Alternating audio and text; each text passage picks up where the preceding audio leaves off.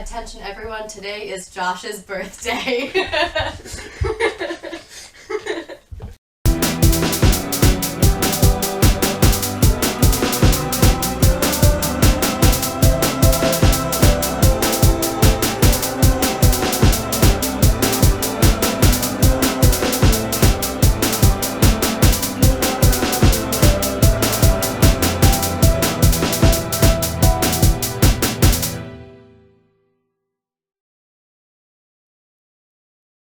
Hello and welcome to another episode of Literary Gladiators, the show where we discuss and debate literature in all of its forms. If it's written work, it's game. Let's meet the panel. Hi, I'm Larry.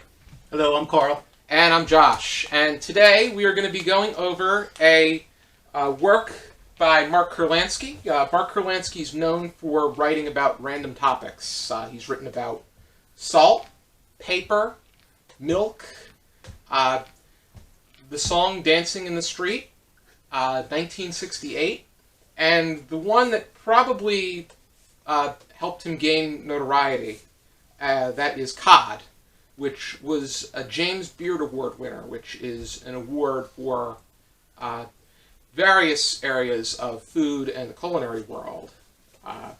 And I'm happy that we had the opportunity to read this, and the discussion starter that I have for this is...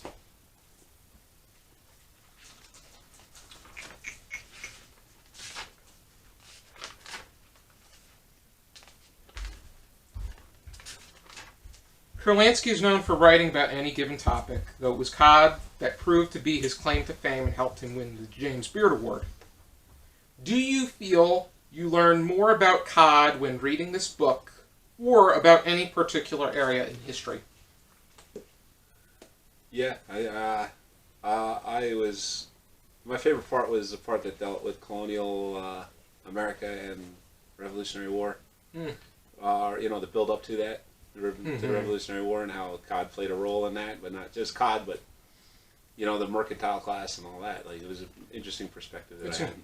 It is incredible how Cod played a role in so many different, especially with John Cabot, and how he what inspired him to the reason that he came over to he was going westward was to get involved in the spice trade, but it was Cod that helped drive them forward. Because there was such a demand for it. People wanted it, and they weren't getting it. And the way that it was manipulated, the whole stockfish, and the way the methodology, on one hand, and the way that different countries approached it. England is known for they've had a great demand for cod with fish and chips and whatnot, but the salted cod was highly beneficial in the South, where salt was even in greater demand, because salt was not only the benefits of salted cod is the fact that back in the day, salt was used to keep food fresh and give it taste before any of the freshening and freezing mechanisms occurred, and that is even explored as well. Incredible how it is, with the story of something else that Kurlansky went over in Clarence Birdseye, and his methods of freezing food. The first one to do that. Yep, and it all started with fish. It's incredible. When I first started reading the book, I'm thinking the whole time, it's like, oh, it's cod. I mean, I had no preconception of what kind of book this was going to be. Obviously, it was going to be about cod, but yeah. I mean, what a great story he told. I mean, just the flow of history, but yet cod's always in there. Cod is always just right there in the background, right? And it's not just history; it's also biology. It's the fact that cod makes its way into the lower realms of the ocean. Yeah, the layers or whatever. The layer, and the reason that it has that little thing is so that it can feel the ground. It talks about how cod is best in 35 to 50 degrees Fahrenheit as far as the temperature of water is concerned. They talk about the ideal fishing mechanisms of cod. They talk about the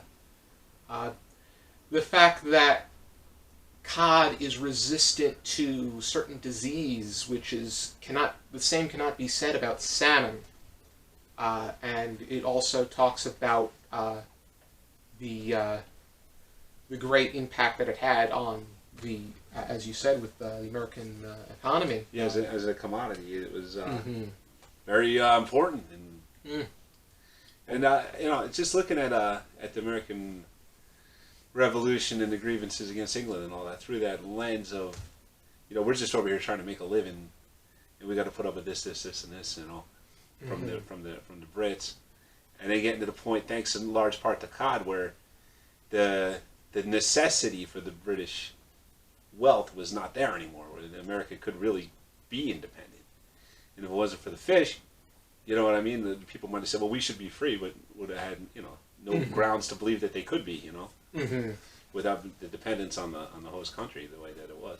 Well, the progression of that when the Brits overfished, I mean, it got to the point where this was like the greatest thing in the world, this cod thing, and a lot of people made money off of it, and it went on for generations, and then they started overfishing, and then when the mechanization and the Industrial Revolution came along, they just overfished everything, because then they had the trawler, like the nets, and they were using mechanical devices to bring up more and more and more fish. To the point that they had to put limits on it. Well, in Iceland, right? Yeah. Was it Iceland that was because when England came over, they said, we're just trying to make a living, like you said, and then Iceland expanded their grounds. Iceland was the most dependent on on cod fishing. Yeah, well, they wanted to preserve it. Yeah, fishing was their way of that was their economic contribution. And Iceland was so far up until World War II.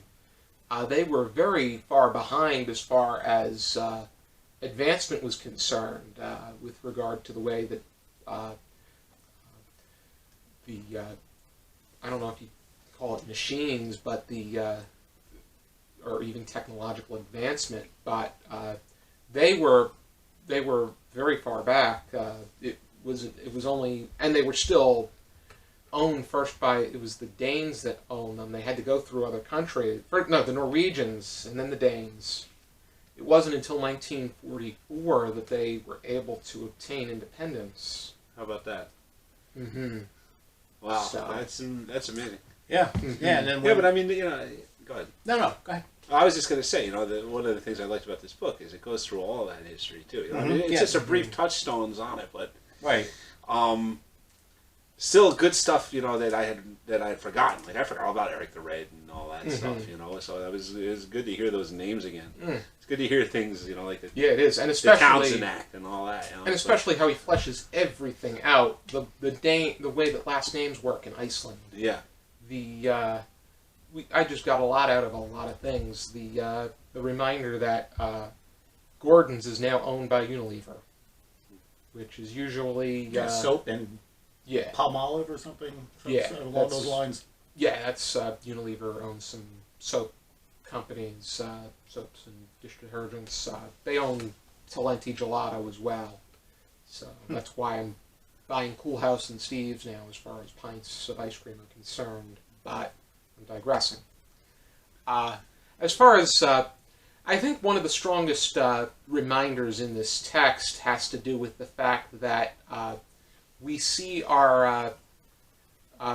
it's that whole idea that we don't necessarily see ourselves as a part of nature and as predators, but in actuality that's the way it is, because he does examine the food chain and the fact that cod, the way it has its mouth open and it's willing to eat anything, kind of reminds me of my my one-eyed cat Cyclops, but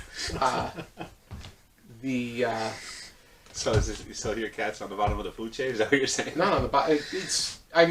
The cod eats all of these, the krill, the plankton, and you have the different bottom feeders. The bottom feeders, and then the manipulated. There was a manipulated cod that did more damage to the to its place in the. I shouldn't. It interfered with the Atlantic cod. But I know as far as.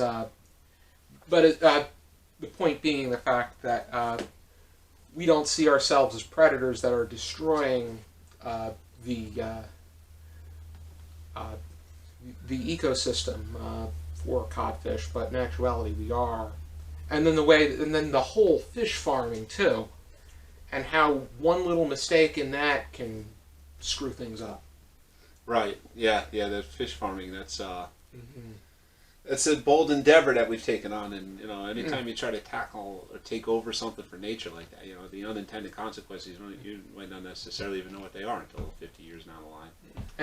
And to compare that to the way that we domesticate dogs, because if a dog goes missing, it's not going to be able to survive because the way that we breed the dogs, it's prone to certain defects, and the same can be said about any other species, and that does include fish, salmon, cod, whatnot. Well, but they're not domesticated. Like a dog is domesticated. It's domesticated, but you still do not want to you don't want to mix a farmed fish with. Oh yeah, fish out of nature. Right. Same with chickens, right? Like a chicken wouldn't be able to survive, probably out in the wild, right? I wouldn't think so. No. What is it? Is that instinct in these animals just bred out? Is that what happens? I mean, because it's in there to begin with. It's the selective breeding for so long, I think. Yeah, through the selective breeding process. Because we breed for certain aspects, but we like chickens that lay an egg every day and kind of fat, and we can eat them. There's some of them though that they force them with steroids. Right, but I mean, I don't mean that. I just mean. But like it's natural. just the natural. Yeah, even natural. Right, if you've got a choice on which chickens you're going to breed, you're going to look for certain qualities over time. Well, that's how this country is for this whole world is formed like that. I mean, you start off with a very humble. They live in the way they started fishing for cod, and everybody was happy. And then they started doing the long lining techniques by putting that different hooks on a long line, and so they were gathering more and more fish every time they invented something. That's their whole thing. It's the whole idea that they that's technological advancement, and it creates a sense of it's a seesaw effect where the more that we're taking from nature and advancing, the more damage we're doing to nature itself. Yeah. Because there's a certain arrogance with the way that we proceed with our technology. Right. We do not consider unintended consequences, really. I mean, it's hard to, right? Because we don't know what there are. Yeah. They're not intending them, but you gotta be as conscious as possible at all stages of developments of things like that. Yeah, most certainly. Things can really get bad. There was another point that I wanted to bring up. Oh, with regard to the fishermen themselves, it was very interesting that they examined them and how being a fisherman is a more physically grueling and deadly job than plenty of other things. I think they ranked it as number one, even ahead of mining. Which, there's more out of so many. I think out of 100,000, there are more fishermen die than coal miners. Wow. And that most of them are no longer able to perform by the time they're 50. Amazing. And a lot of them they don't get a lot of sleep because once they're committed, they cannot back away. So. There's no place for them to wind down or decompress. They can't do that because they're engaged. Do we have any final thoughts? The fishing techniques that they've incorporated, like we were talking about, I mean, to the point of not overfishing, but to gain more, but then to gain more and more fish, but also the demand also keeps going up too. So it's kind of like you're not you're trying to fill that demand, but a lot of people chose this as their industry, and they made a lot of money off of that. And then with the Vikings too, when you're talking about the salt, I mean that's all they had. They left their they salt it and then they'd leave it out in the cold air, and then they would just just kind of gnaw on it when you know, and there was no cooking involved in it. So that's gone back to like very humble beginnings. It's just it is remarkable the way that it was. I would say the most engaging parts of this story had to do with when Kurlansky was talking about the cod itself. When he was giving his input, it was interesting that he incorporated the documents, like the recipes. Yeah, I like that. Yeah, I mean, it kind of made me hungry. Yeah. I definitely want to reread those because I would be inclined to test those out, because I generally tend to rate works based off of the quality. If it's a cookbook, I like to cook some of the recipes before I make a judgment. But I was very the quotes and that too. Some of the old illustrations. The illustrations as well. But the quotes from the different works of literature, Melville, Dumas, Kipling, Thoreau. all Just a kinds. wide array. And even that, I think it was in the prologue, right, with the Newfoundland fishermen who were going out and doing it like the old-fashioned way, and they had it, they're doing it for science as well as whatever it was. Yeah. Yeah, I mean, in the dialogue that those guys were having, it was very charming and really got you in the scene. It felt like you're in a boat. Yeah. And those historical reminders too. It was a shame that they weren't able to find the origins for the word cod, but they did. It did have a great impact because on particular days of abstaining, which was far more. It was Fridays, the 40 days of Lent, and then some like various other Fridays. Various other days, they had to abstain from eating meat and having sex. So it said somewhere in there that it was like they almost considered it like half the year they couldn't have meat. Yeah. So it's but I was really impressed too looking at some of the his other works, Mark Kurlansky's. I want to read the book Salt as you mentioned with some of his titles, but he's like truly like an environmentalist, and he's truly concerned about the overfishing and the over everything that's got to do with with nature. So he's coming out with a book about salmon and of that nature, where it's about its importance as both a living being and as a food item. I have it on pre-order, and I pretty much would be on top of as much as I can possibly be as far as his works are concerned, because he's that good. And I just find it interesting where somebody has so many random interests and they're able to convey it.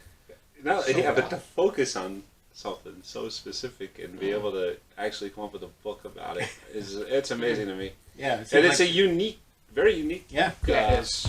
Maybe that's why he's so popular. Microhistories are becoming an interest of mine. I want to read more of them. So, how would we rate this? 0 to 5 stars, half stars permitted? Larry? I would give it. I'm gonna go 3.5. I'm gonna go that high. It's a very very fun book for what it is. It lags a little bit at points and. What part would it lag? Because it seems like what you had to say about it was much stronger than 3.5. Yeah, well, I'm a tough critic, Josh. Oh. No, I mean, I don't know. It took me a while to get through it. So, for as thick as it is, I mean, I personally struggled to stay focused on it. I really didn't think it was that thick. No, it's not. That's what I mean. It's That's thick, my but point.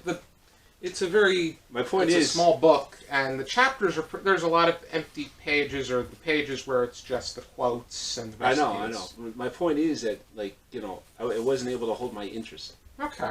That's why. So you know what I mean. I learned some things, and I'm glad I read it. But it's not what I would call particularly gripping. Okay, so I guess your rating system is just a bit harsher, and that you don't dislike Many Moons or Love You Forever as much as I thought you would, as much as I would think. No, I didn't like those works at all. This one I liked. Already, Karl? I like this book a lot. I'm going to definitely give it a 5. because of the fact that they've like if somebody maybe told me about what this book was about and walked you through the book, I don't know if it would be as interesting, because this was kind of like I said when I first started reading it, like what can you do with cod? Yeah. I mean it's a book about fish. Yeah, I mean it is impressive that he's able to do it. It really is impressive. But I mean and I do keep like it as interesting as it is. Yeah, I thought it was like to me it held my interest just because it went through those periods of history and referencing other things that have happened in history, but there's always that cod. Just the main focus is that cod. Yeah, and he does a good job with that. I would give it. I'm going to give it a 4.5. I'm going 4. I'm changing mine. You guys are talking me up a little bit. All right. Oh, that's good. I'm going to 4. I like when I'm able to do that. But I'm giving it a 4.5 because there were areas where I was more engaged than others. I would like to try these recipes and look into them a bit more. I glanced through them, and there was one there for a fish head, for a cod fish head. Nice. That's another thing. And then there was one where they used to make the cod with to preserve. They used lye. Mm. Oh, okay. Wow. Yeah. So that was. I don't know if they have a modern recipe about that, but stay away from that one if you have. Yeah, lye. But every part of the codfish is edible. And the head is edible, and the bones. They even have that. They dip them and consume them too. I've never had salted cod. Have you guys ever had salted cod? No, I I don't think so. I think I've had cod once or twice, and it was not beer battered or breaded or whatnot. It was just, and if I remember correctly, it didn't have much of a taste it's a very bland fish, just broiled or whatever. Yeah. Yeah. Well, if you notice the recipes in here, they all include other. It's not a very pork fat. Yeah, like pork fat. Pork fat right. but pork fat is a staple in the Newfoundland diet. I like the quote that at the very beginning where it's concentrate. It's you guys talking with regard to. It's something about. Yeah. Oh. Good for the arteries, Bernard says with a laugh. You know what my brother says. You put something in front of him and he always asks, is it good for you? If you say yes, he says, then I don't want it. As per page 12 in the prologue. Yeah. But if you're interested in checking out Cod by Mark Kurlansky, here is a copy of the book. This is one of the most unique books that I have read. And I'm hoping and thinking that it is going to make my list of best books of the year. But be sure to join us next time for another episode of Literary Gladiators. For now, keep reading.